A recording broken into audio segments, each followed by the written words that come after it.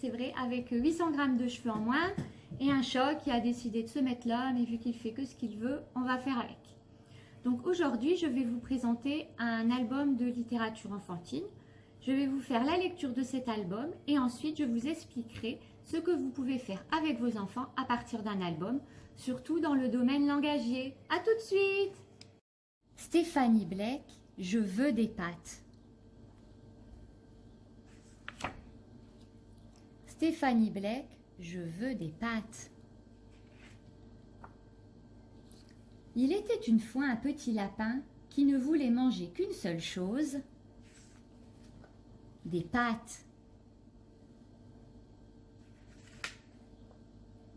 Le matin, lorsque sa maman lui disait « Viens manger tes tartines, mon petit lapin », il répondait « Pouah, c'est pas bon, je ne veux pas manger ça ». Le midi, lorsque son papa lui disait « Viens manger ton beefsteak et tes haricots verts, mon petit lapin », il répondait « Je veux des pâtes ». Un soir, au dîner, lorsque sa maman lui dit « Mange ta soupe, mon petit lapin », il répondit « Beurre que c'est pas bon la soupe de potiron ». Alors sa maman se fâcha et dit « Simon, ça suffit, va dans ta chambre, tu es puni ». Alors d'une toute petite voix, Simon dit « Mais moi, je veux manger des pâtes !»«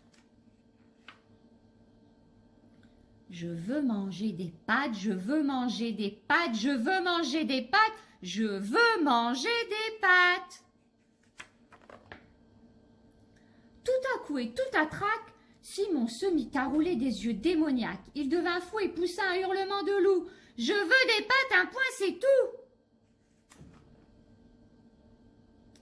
Mais lorsqu'il entendit sa maman dire à son papa « Oh, mon chéri, ton gâteau au chocolat est exquis !»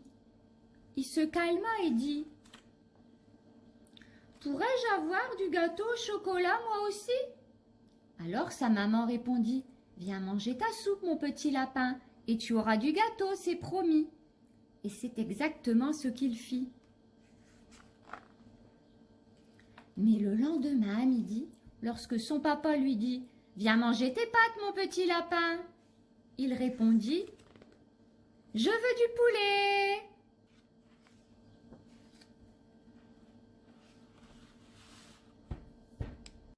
Alors maintenant que vous avez lu l'histoire à votre enfant, ce qu'il est bien, c'est de voir ce que l'enfant a retenu de l'histoire et comment il sait reverbaliser les grands moments de cette histoire.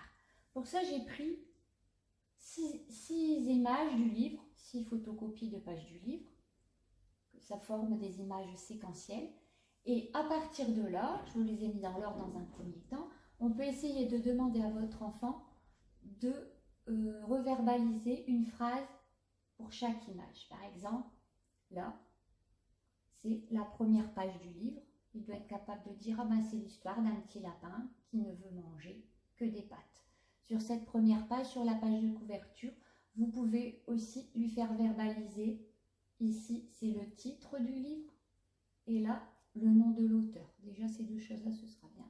C'est l'histoire d'un petit lapin qui ne veut manger que des pâtes. Il n'aime manger que des pâtes, il ne veut manger que des pâtes.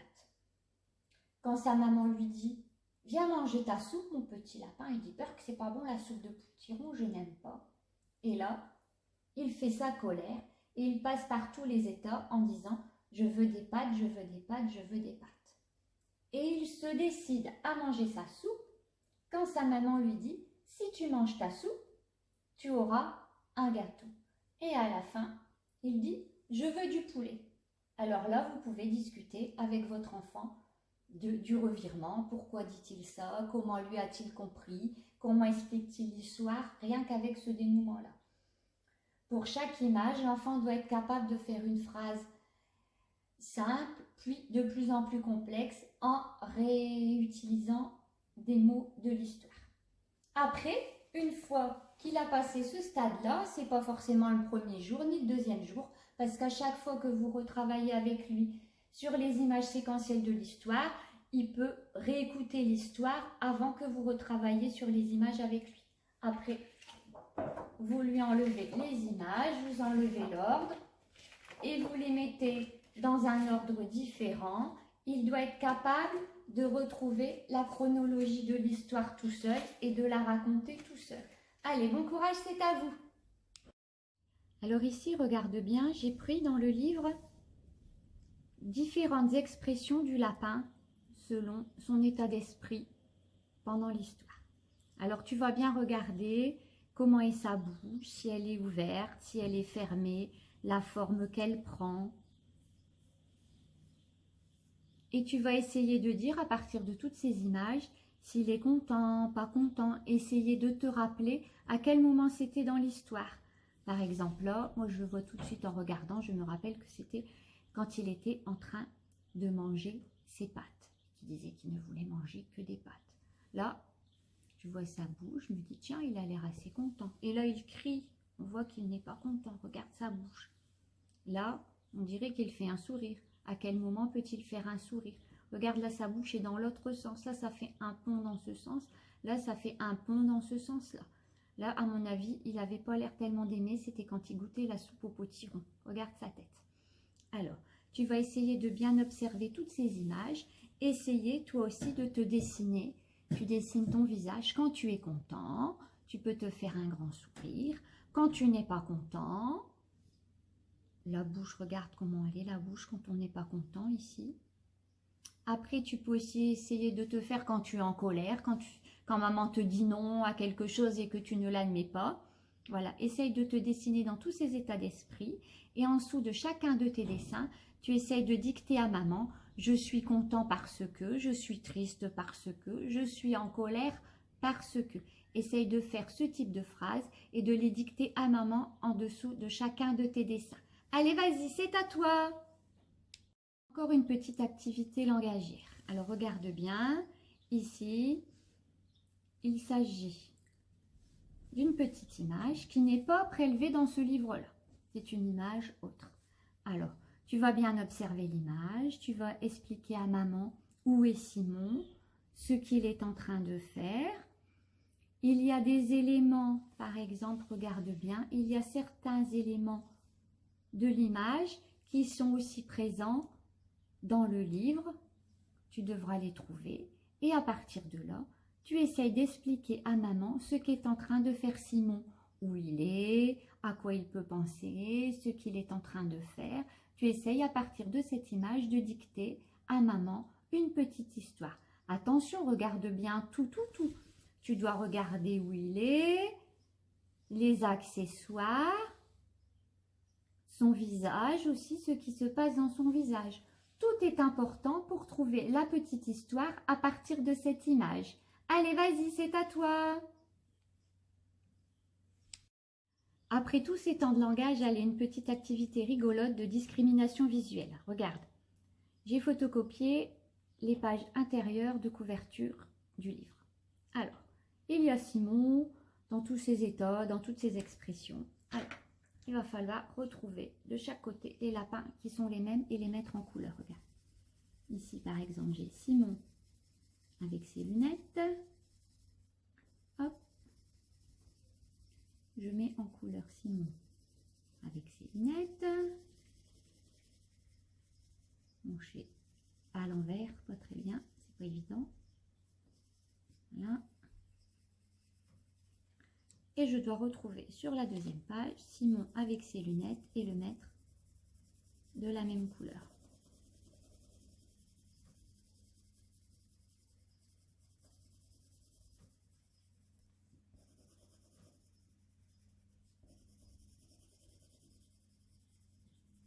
Voilà.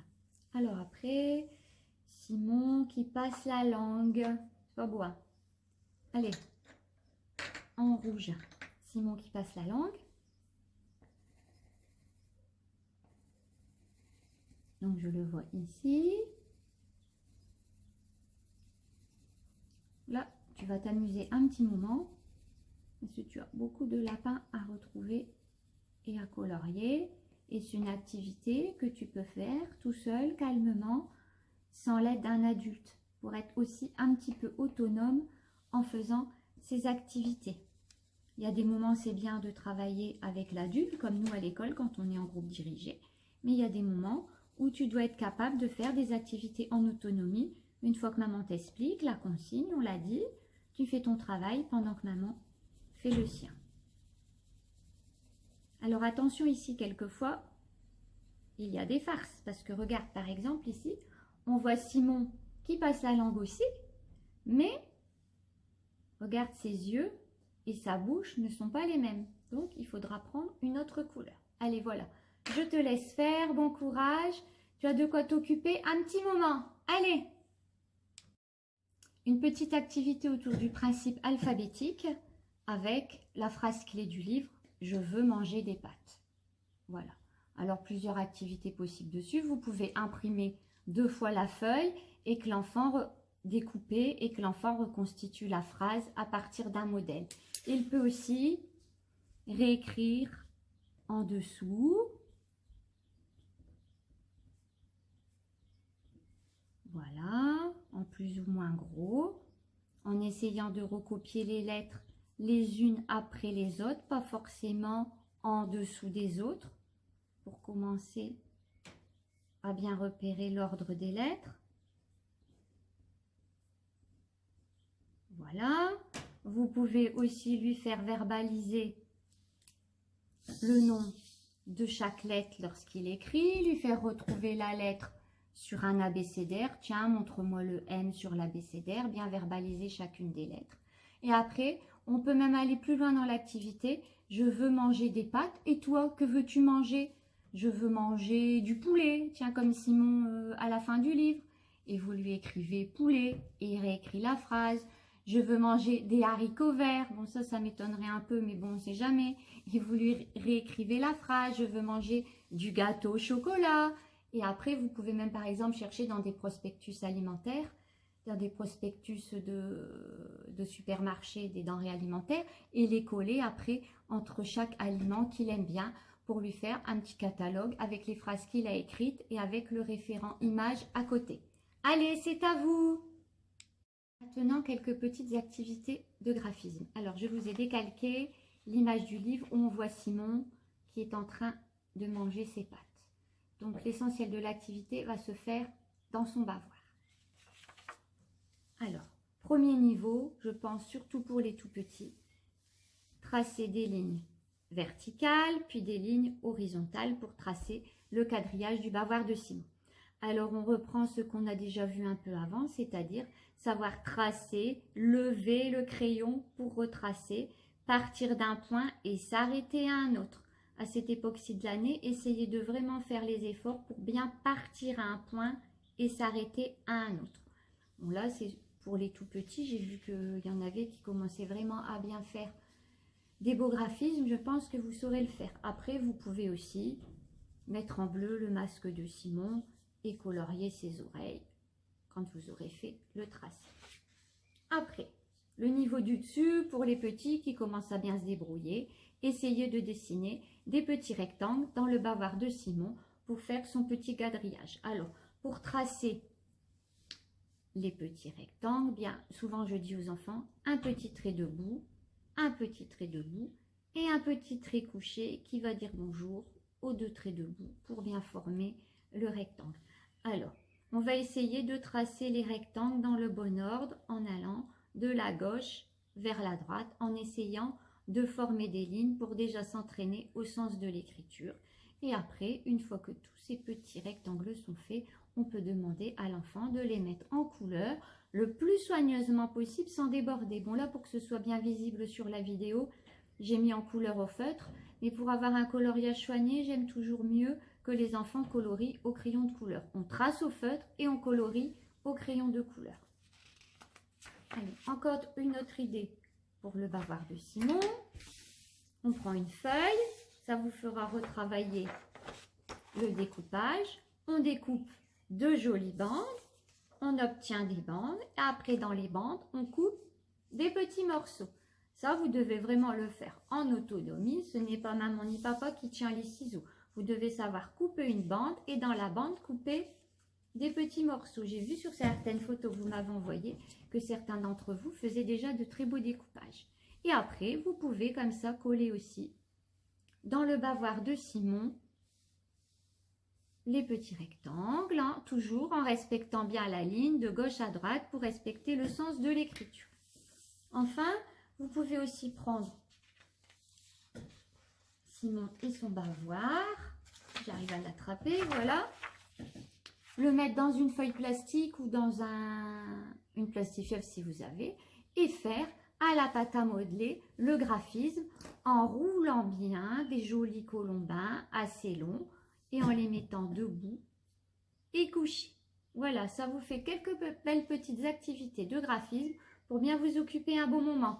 Allez, courage! Pour terminer ce temps de graphisme, je vous ai fait 2 petits Simons et vous allez devoir les décorer avec tous les graphismes que vous savez faire désormais. Alors ça peut être, allez, des traits couchés. Qu'est-ce que vous savez encore faire? Des petits ronds, des petites vagues, des petits carrés, des petits soleils. C'est des idées, peut-être vous en aurez d'autres. Je verrai ce que vous m'enverrez. Des petits soleils.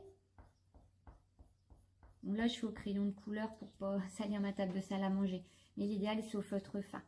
Des petits tirés d'un sens, debout. Des petits tirés couchés. Des petites lignes.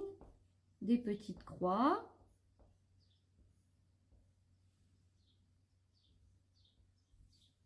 Des petits traits obliques. Hop, dans son pull. Voilà, par exemple, c'est un exemple. Je verrai ce que vous aurez fait de beau. Des petits traits obliques. Après, on peut faire entre les traits obliques des petits ronds, ou des petits traits, ou des petites croix. Allez, voilà. Ça, c'est des idées. J'espère que vous en aurez d'autres et que vous me ferez de très belles créations. C'est ainsi que se termine ce petit temps d'activité autour de l'album de Stéphanie Blake. Alors si ça vous a plu, n'hésitez pas à me le dire, j'ai encore d'autres albums et on pourrait découvrir d'autres petites aventures du lapin ensemble. Allez, à bientôt!